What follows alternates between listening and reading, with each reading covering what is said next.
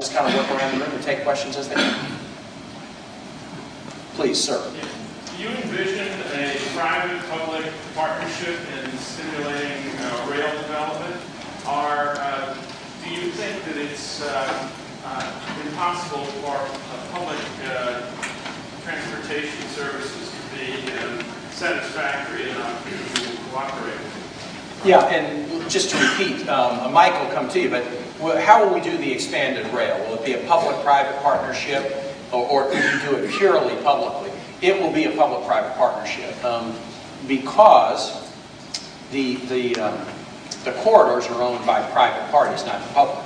And so that means that anything we do in rail, we've got to do in some kind of a public-private arrangement.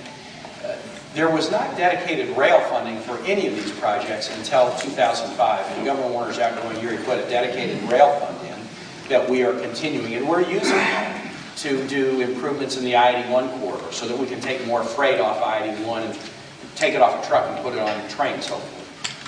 And so these additional dollars in this Transportation Change Fund would be used in much the same way.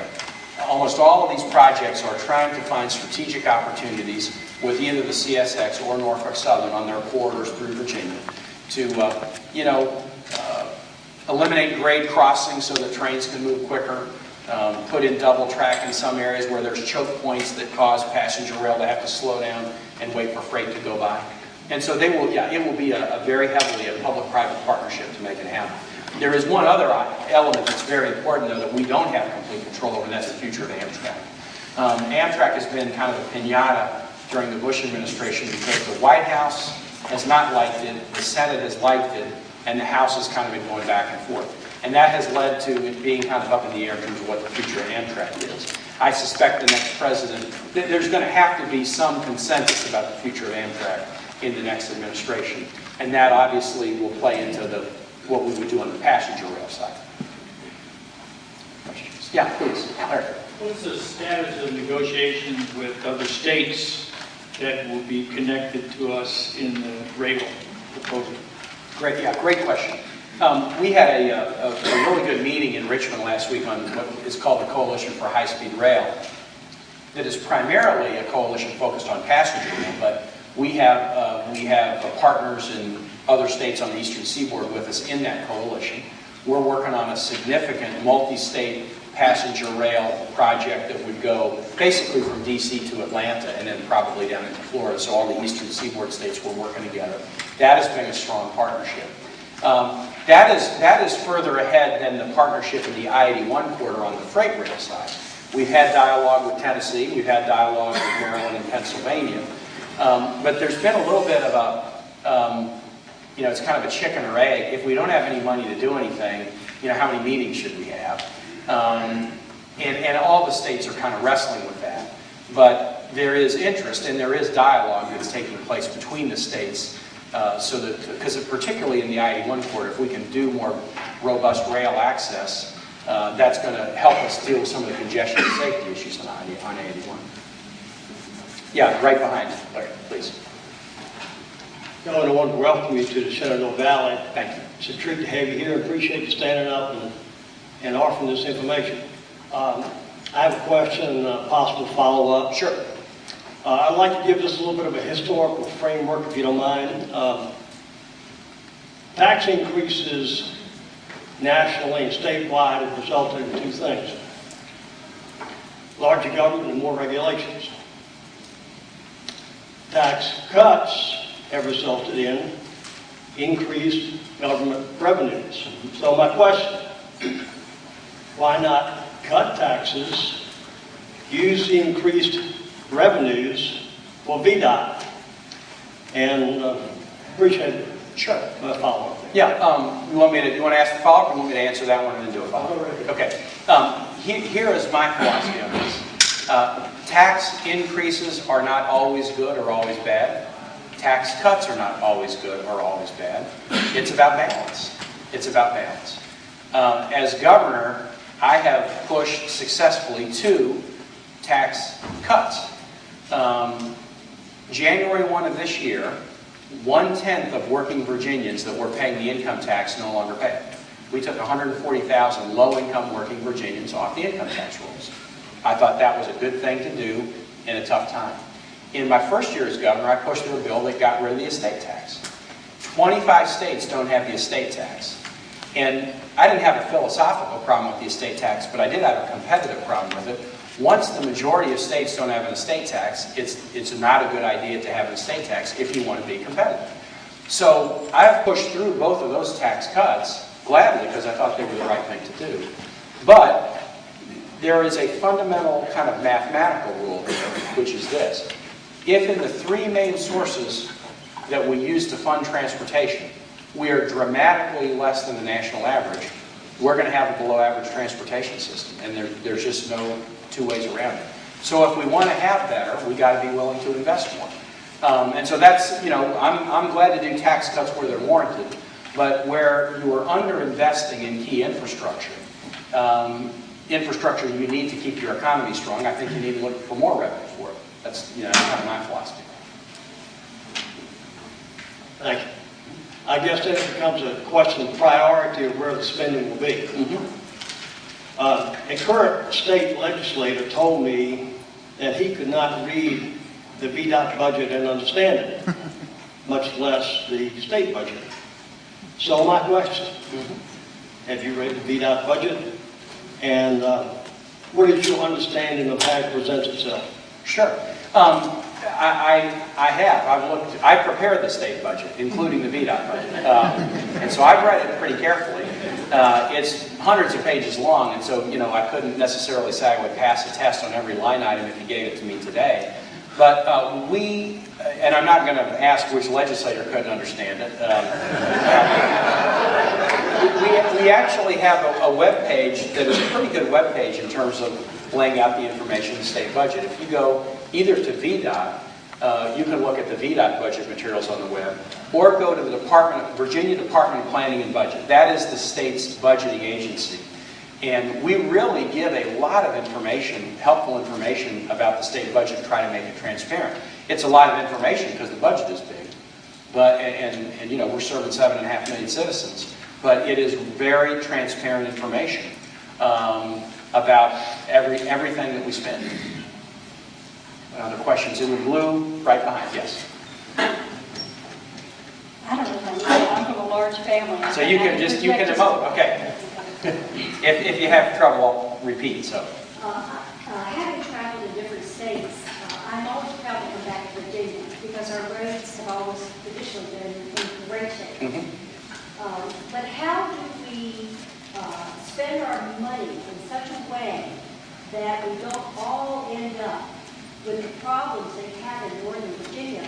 Right. This area is so beautiful, as I'm sure you noticed.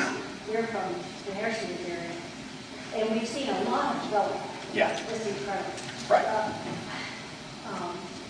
How do we develop in such a way that we don't end up with just these horrible traffic stops? Sure. That's a very, very important question, because here's a challenge that we have. We're a great place to live.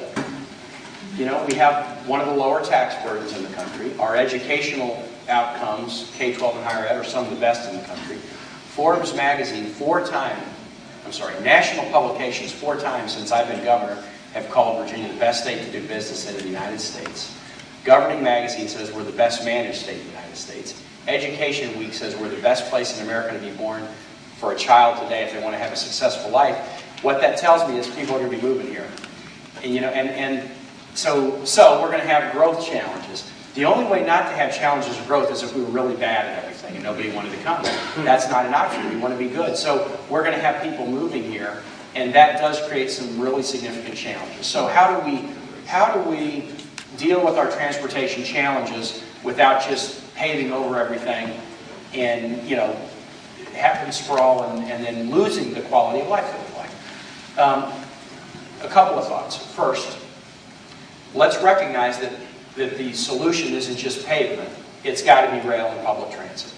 And so even communities that might not have had a lot of rail and public transit in the past, well, with $4 a gallon gas, you know, they're going to be more interest, and we really need to be focused on rail and public transit options. And so the Harrisonburg area is a perfect example. There is a public transit system, but more public transit and more people willing to use it could help slow down the need to build a lot of roads. We need to be better about the way we make land use decisions. You know, when the land use rules were written in Virginia about the locals do the land use and the state does the transportation, that was in the 1920s when 70% of the state's population was rural. Now, 80% of the state's population is urban and suburban. It's a very different setup in terms of where Virginians live. And so that means these land use rules are really important to trying to maintain quality of life. And so we are addressing those, the legislature, and this is a good one. You know, let me give credit where it's due. Democrats and Republicans, a very nonpartisan way. Both parties in both houses have done an awful lot on land use in the last few years. The Speaker, he and I disagree on some of these financing issues, but he's been really good on a lot of these land use issues. So that's a second piece of what we have to do. A third piece about preserving what we need to preserve is frankly not a transportation answer, it's something different. I have this initiative where during the time I'm governor, I want to preserve 400,000 acres of open space forever. Either put it in park or put it in permanent protected status and conservation easements, which is a doubling of the protection of open space from the previous 4 years. And I want the governor to follow me to do that too. So we've put tools in place, and some of you might be familiar with them, where if you have a property and you agree not to develop it ever, you get a tax credit that you can apply either against your state income tax obligations, or you can sell the credit to somebody else if you don't have income tax obligations yourself. That is enabling us to basically preserve lots of land from development so that we can continue to have the open spaces that, you know, are such a big and important part of who we are. Yes, sir. And you mentioned the Portland Public Road improvement. I will mention that they have walking and biking paths on either side. Yep. Oh, more of that. Right. That's an example of some of these land use issues where we didn't design things for pedestrian friendly or bike friendly. Well, now we need to. And so we're really changing some of our design strategies to do that. That's a good example. Other questions? Yeah, please. Governor Kaine, first of all, I'm here to, I don't need that. I'll talk about I'm here on behalf of Virginia's 95 counties and also as a supervisor from Rockingham County. And I want to commend you for having foresight and the vision to bring forth a plan, something to at least talk about. I mean, everybody's talked about the problem, but nobody's brought any solutions forward.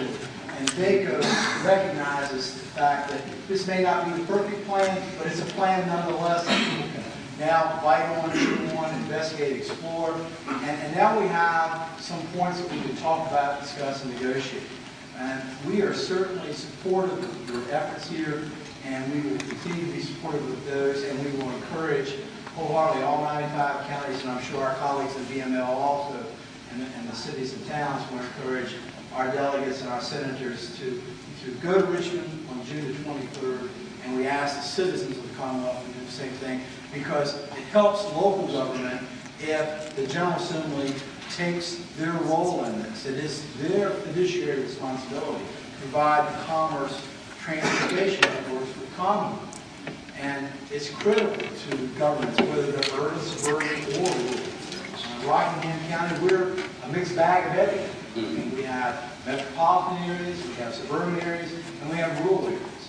And we're acutely aware, particularly of, farm to market road issues, bridge limits that are being downgraded, and we're very concerned in Rockingham County that at some point in the future, we're not going to be able to get milk trucks across bridges to be able to bring milk to the dairy so that people can buy milk in the grocery store, because the bridge won't be able to withstand the load. We can't get feed trucks to our poultry or to our dairy cattle. So we're very concerned about those issues, and it's been very frustrating over the last 2 years to have been warned about this and see it coming, and nobody's done anything about the storm. It's been a Katrina that's out there, but nobody's been willing to step forward and actually do something about a solution. And whether your plan's a perfect plan or whatever, it's a plan nonetheless, and I haven't heard a plan come from the General Assembly, so I appreciate your effort there, and VACO certainly supports your efforts in that. And I appreciate it. Thank you. I really appreciate it. And you raised a real good point. I don't think we're going to wake up, God willing, I don't think we're going to wake up and see a big bridge collapse, because we have a pretty good bridge inspection program. But what we have done on a lot of bridges is downgraded the weight limit. So we don't see a collapse, so we don't see some big cataclysm. We downgrade weight limits. There are some bridges we've taken out because they're deficient and we don't have the ability to replace them. But what we will often do is downgrade weight limits. So in rural areas where people are, whether it's, lumber trucks or, or heavy equipment getting into the coal fields, or farm to market, those bridge weight downgrades cause some significant hardship. Yes, please, John. This is John Steele in Clark County, Board of Supervisors. When money gets tight in the General Assembly, they frequently try to foist everything on the local government, so we end up raising taxes, and they can say, you've gone years and years and years without doing so. I just wanted to hear your thoughts about programs that at least some people have talked about that would push all the road construction work onto localities. Yep. John is right. What I've heard as legislators have kicked around some proposals, I have heard some say, well, why don't we do this? Let's not vote for any state taxes or fees. Let's instead say city councils and boards of supervisors are given the authority to raise property taxes, tax this, tax that. Then we can say we didn't raise taxes. We can make these poor yokels, who serve as city councilmen and boards of supervisors, have to cast all the hard votes. And that is one strategy that I have heard discussed. I don't like to use the veto word because I feel like I should always be cooperating. But if a plan gets to me that is basically just pushing the responsibility off on locals, I'm not going to be supportive of that.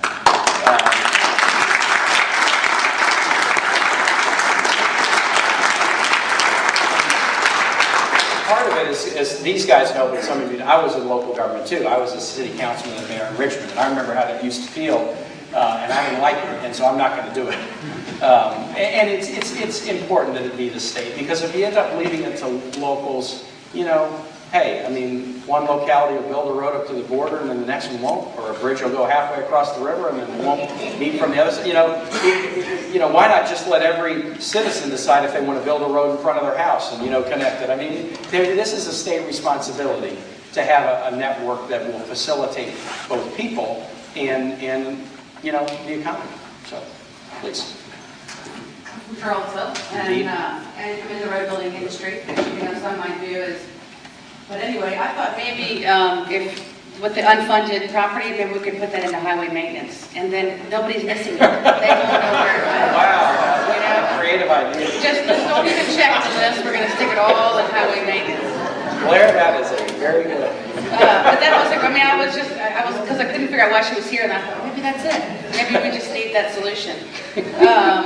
But I really want to applaud your efforts for having a solution. A lot of folks in the legislature have said, let's come up with something creative. Creative tip, from what I've heard, has meant no. Just no, nope, no more money, nope, we can't go there, no, we can't do that.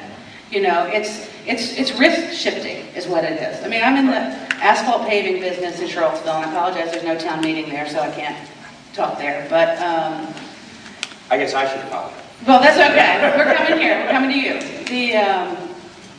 But I've seen just it's mostly secondary roads, like I presume it is here, other than the 81 corridor.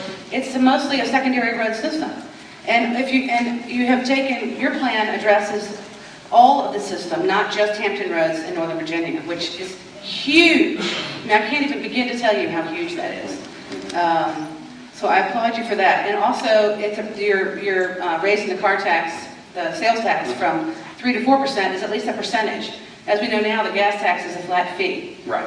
For years we've been trying to get, a gas tax. Of course, that's a really evil word. Nobody wants to hear the 5 cent a nickel gas tax. Gas has gone up, doubled in price, dollars in years, in a year. A nickel, who would have cared? The gas companies are going to charge what the market will bear, and they evidently haven't found the ceiling yet. Right. So, I just applaud your efforts, and especially any of the ones that sort of keep up with inflation, like the percent taxes versus the flat fee. Right. And whatever we can do to help you, just let us know. Thank you. Well, and Blair raised another point that I wanted to kind of come back on. In response to John's question, I said if there was a plan that is just pushing it off on locals, I'm not going to be supportive of that. If there is a plan that is just Hampton Roads and Nova and nothing for the rest of the state, that doesn't cut it either. because the Hampton Roads and Nova needs are important, but there are critical needs in the rest of the state. So I have heard some discussion of, well, we'll just do a little thing for Hampton Roads, a little thing for Northern Virginia, and nothing for anybody else. That's not going to cut it with me either. So, yeah, please in the back row, read your. I'm one of the guys that use the roads. I'm a trucker. Yep. I just did a little calculation in my mind here. It would cost me an extra $15,000 a year if we went up 3 cents a gallon. The other day it went up 12 cents a gallon. Yes, today it went up another 12 cents. So that $15,000 is not bad to me if it goes to our state roads. I just agree with that lady a nickel. I just went up 3 cents. Yeah. But as long as it goes to the state roads, I feel better for $15,000 going to our roads than to pay some oil company. Right. Thank you for that comment. It may not be cost effective now, but how about a tunnel under Apple Mountain so that I-64 could perhaps, you'd have energy savings, truckers having to go up a long grade, what's about 6 miles up one side, and probably about 6 miles down the other. I mean, I know it would be a huge cost, but right. How about on the long term? Yeah, it's that's not something I've ever thought of, but you know, I've got transportation people here who are taking notes about all the comments. So, thank you, ma'am. I want to go on record, first of all, as saying that I don't mind paying additional taxes for the good of the Commonwealth. To me, that's a cost of citizenship. And so I don't have a problem with it. And maybe the legislatures need to know that a lot of people don't have a problem with that as long as we know the money's well spent. I have a concern about I-81 because that is a road I use a great deal to go south, to go north, where relatives are. And the trucks on I-81 make it very difficult. They're also damaging the road. Has any thought been given, if you're talking about rail solutions, to providing incentives of one kind or another to get truckers to put those containers on the trains and let the trains go from Knoxville on up to Harrisburg, Pennsylvania, and they can take a nap on the train while their container is there. It would be cheaper for them in gas, but I think there have to be incentives to get them to do that, in addition to the fact we've got to improve the rail system. Well, yeah, here's my thought about it. Now, I'm not an expert on this, so that is, again, for my Secretary of Transportation can take that idea.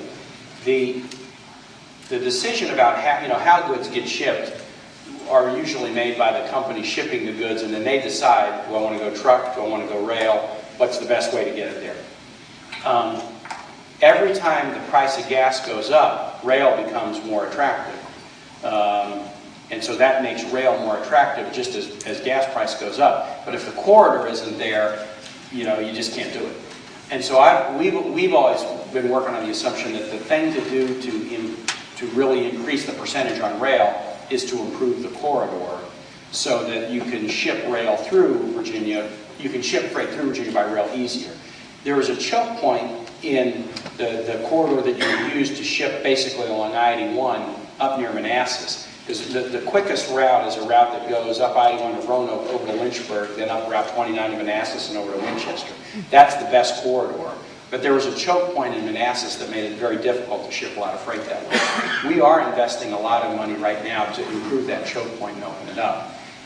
We think once we have done that the availability of that corridor, we're already seeing rail freight increase right now because of the price of gas. We think it will continue to increase once we open up that choke point. But there might be something to additional incentives, again, either to improve the corridor, to give incentives to shippers, give incentives to truckers to make that transition. But we have a lot of physical improvements we got to make to get there. Yes, here in the blue shirt, right there. Kaine, my name is John Bishop from Frederick County, hey, transportation planner there. And I almost hate to say this because it's so gratifying to see somebody who's not too gutless, frankly, to put forward a plan. But there's a little bit of the 100-pound gorilla in the room, at least from our perspective, and that's that what the slides we were looking at deal with what's in the 6-year program now, or what just fell out. Right. And I know in Frederick County, and I'm sure every locality that's represented here, we have any number of probably most needed projects that cost too much to where we haven't even been able to get them in the program. Right. So it seems like this is a critical first step, and certainly applaud you for making it. I'm not trying to criticize at all, but where do we go from there? Well, that is a good question. I mean, does this, so yeah, you're saying if this basically could get us to the 6-year plan, but what about all the projects that weren't on the 6-year plan? Well, obviously, you know, there's a next 6-year plan, and the next 6-year plan, I mean, their projects get phased. We can't do but so much construction anyway, given the amount of construction crews and materials. I mean, so you're always phasing things. So I would agree that there have been studies of the need in Virginia. There's a VTrans 2020 need that says we ought to be spending even more a year than what I'm proposing on maintenance and new construction. But again, I'm kind of wrestling with, okay, the economy is a challenged one. I'm dealing with a legislature that's been sort of hostile to new revenue. So trying to propose a plan that can meet the basic need and try to meet it in a creative way. But I acknowledge it does not meet all the needs that we have. I acknowledge that. In the purple shirt right here. First of all, let me say I'm very pleased that you've extended this plan and that you've put forth, and that you're seeking new transportation funding. I don't think there's any doubt that the state needs it. I was also pleased to hear you say that, or explain your rejection of the gasoline tax by suggesting that it would hit people the hardest. I think that's correct. My question is, given that the other tax vehicles that you put forth are only a little less regressive than gasoline taxes, did you have the opportunity to consider a more progressive financing scheme? One that would not only be fairer, but would also grow more expansively over time? Sure. Yes, everybody got the question. I did. We looked at all different revenues. So we looked, for example, at income tax. Now, income tax thus far has only been used in Virginia for education and general fund priorities and not transportation. And we decided, I know that one thing about the legislatures, if something has only been used for education, etc., they get a little wary about starting to use it for transportation because they don't want transportation asphalt competing with school books. So I sort of left most of the general fund sources over on the general fund side. The sales tax in Northern Virginia Hampton Roads, some would say that is a regressive tax. To some degree it is, although once you take food and medicine out of the sales tax, it is not near as regressive as it was before that change was made. So we've acted in the last decade to make the sales tax less regressive. The grantor's tax off sale of property, the sales tax is a growing and thriving and sustainable revenue source. You know, as inflation happens and more people buy, it grows, so that will be sustainable. The grantor's tax, property transfers, that actually grows as well. So that would be a sustainable revenue source. It's a little bit volatile because you can have good markets, bad markets, but it does tend to grow. And that is not a regressive revenue source. Doesn't hit renters, doesn't, you know, it only hits you after you sell. So that is actually not a regressive revenue source. The auto sales tax is not that regressive. You know, people at the lower end tend to keep their vehicles longer and not buy as frequently. So a sales tax on the purchase of a new auto is frankly not that regressive tax. The $10 annual registration fee is a regressive. I mean, it just hits everybody, whether you got a Lexus or whether you got a 65 Beetle. It's going to you're going to pay $10. So that is would be regressive. But the package together we felt was not a particularly regressive package because some of the items in it are actually pretty progressive. But we didn't get into the income tax because I knew my champions for education and other priorities would say, wait a minute, once you let income tax be used for that, then we'll see more and more sucked away from our priorities into transportation. They were nervous about it. So that was our thinking. Again, all of this is, here's a proposal, can some sandpaper be applied to make it better? Hey, I hope so. And that's what the dialogue's about. Yes, in the back row up top. Sure. Thanks, Governor, and thanks for coming around. I'm from Albemarle County. I saw you in Hampton, and I know it's not easy going around answering these questions, but it is important. You're right. But isn't part of the problem spending?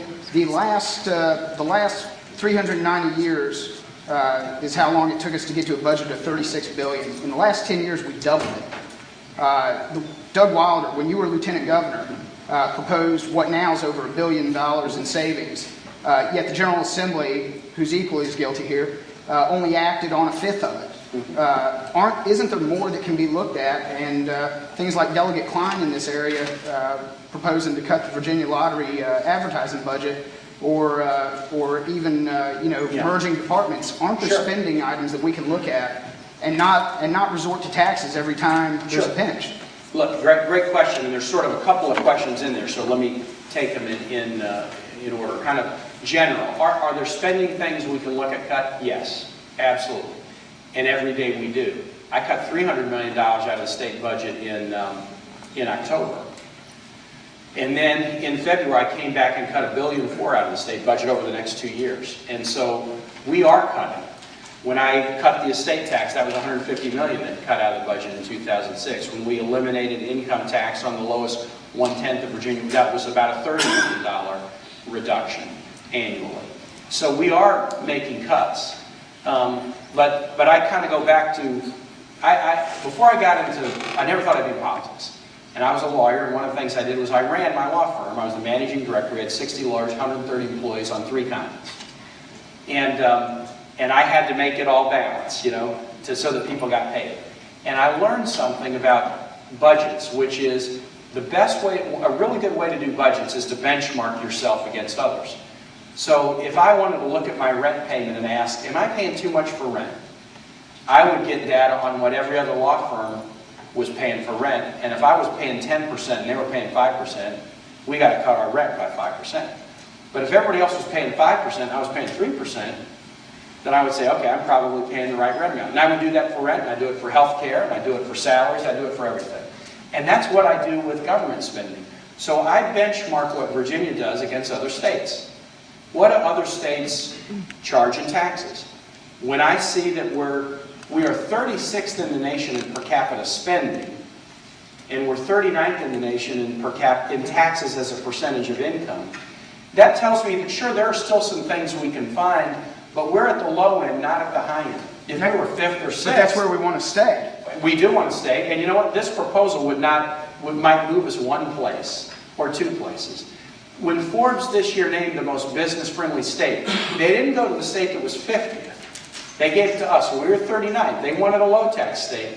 But the states that are 50th are not investing necessarily in the infrastructure that you need to be successful. Use the lottery as an example. This has come up at a couple of the town hall meetings. Hey, Governor, you're paying a lot for the advertising expenses in the lottery. That's true. The more you advertise, the more people buy lottery tickets. The more people buy lottery tickets, the more money we turn over to the education system. So there are things that you can cut, but sometimes you cut things that end up cutting the revenues. And so again, on the lottery, that's a great example. I look at what the lottery does. They produce a chunk of money every year, and it's divided into 3 pieces. Some goes to prize winners. There's a percentage. There's a percentage that goes to education. That's the money that comes back to the state. Then there's a percentage that gets spent on advertising, salaries, maintenance, overhead. And I compare those percentages against every other state. We have one of the lowest percentages of advertising and overhead of any state, and one of the highest percentages of money that's going to the public good, to education. So, is every decision over at the lottery right? Of course not. I make a couple mistakes a day at least. But you can compare, just as you would do in a private business, you can compare where Virginia is against other states. And I kind of go back to those maps I had before. We all rely on the same revenue sources for transportation. Sales tax on autos, general sales tax, gas tax. Those are the 3 biggies for virtually every state. We are both significantly below the national average in each of the 3.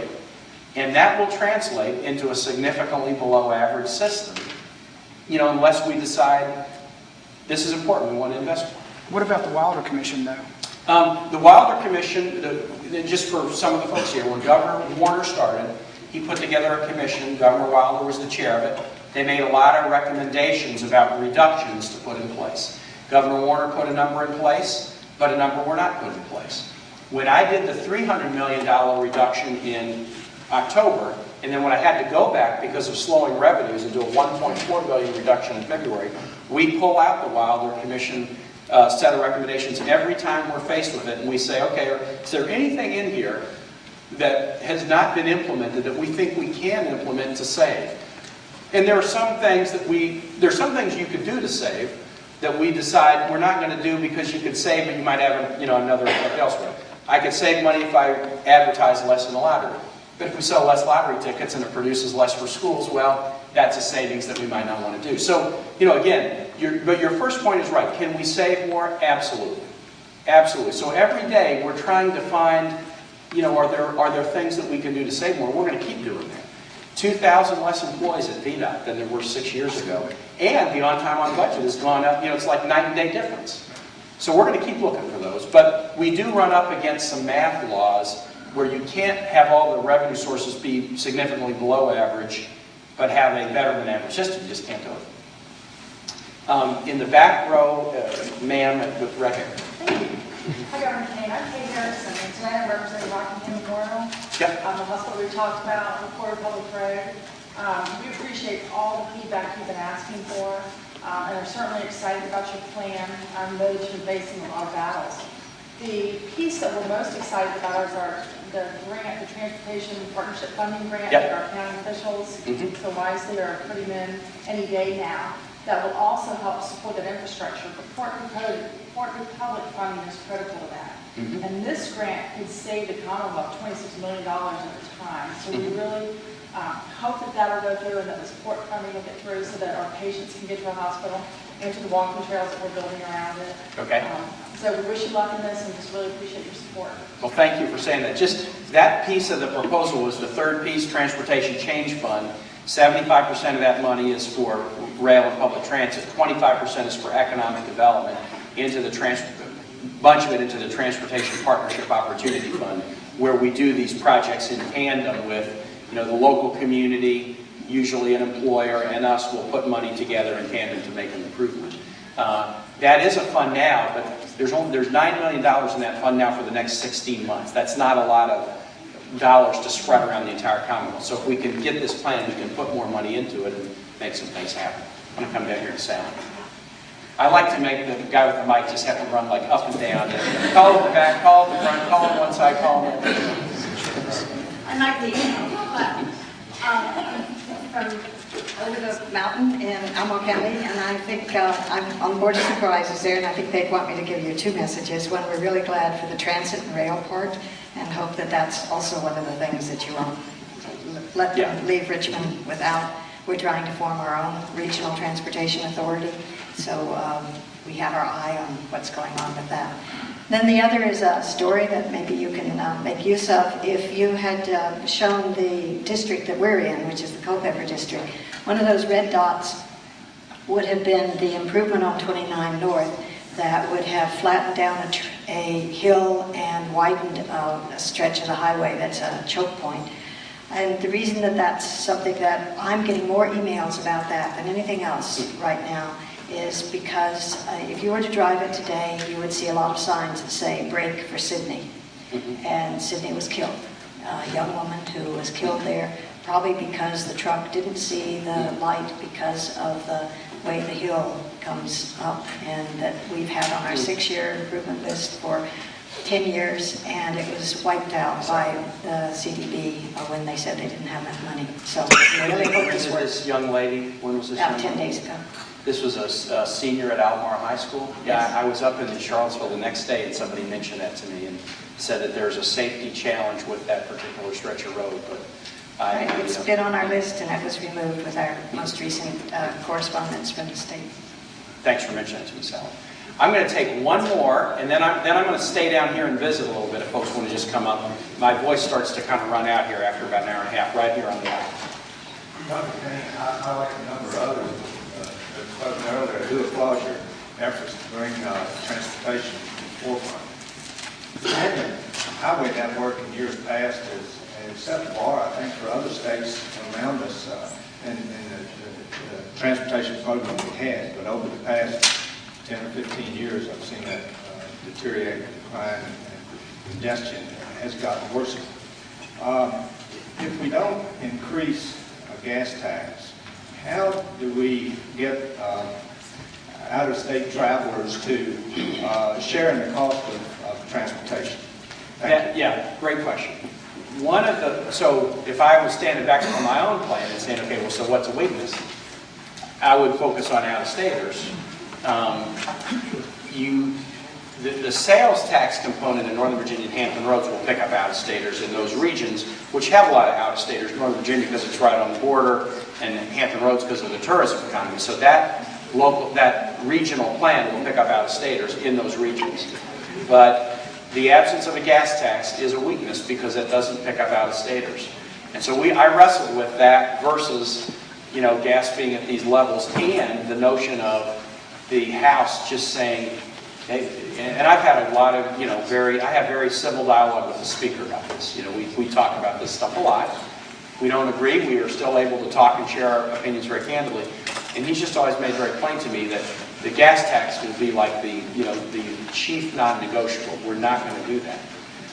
And so even though there is some virtue to it. Now the gas tax has some problems too. Not just that the gas prices are high. As everybody buys vehicles with greater and greater efficiency, miles per gallon, then your gas tax revenues go down, so you're kind of always chasing after it.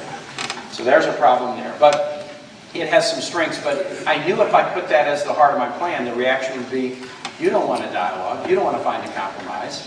We're not going to do that. We've told you over and over again, we're not going to do it. So there are good reasons, and some of the locals, that was the first thing they said to me, is, why do you do gas tax, Governor? Out-of-staters will pay a chunk of it. And that's true. But it would send a signal to the House that I'm not serious about finding action. And that's what this is about. I wouldn't be out here doing this if I didn't think we needed to act. In fact, we were past the time that we needed to act. And so this is my best way to balance trying to meet the need with something that I feel like could be the basis for a compromise. But I don't disagree with you that would be an objective weakness that you could say, hey, that's a weakness to the plan. Listen, let me say this. Thank you for good questions and good dialogue and for being here. Everybody has plenty to do. And I'm going to stay. If you want to come up and visit a little bit, I'll stay for a few minutes before I go. Thanks so much for coming out tonight. And listen, if I could,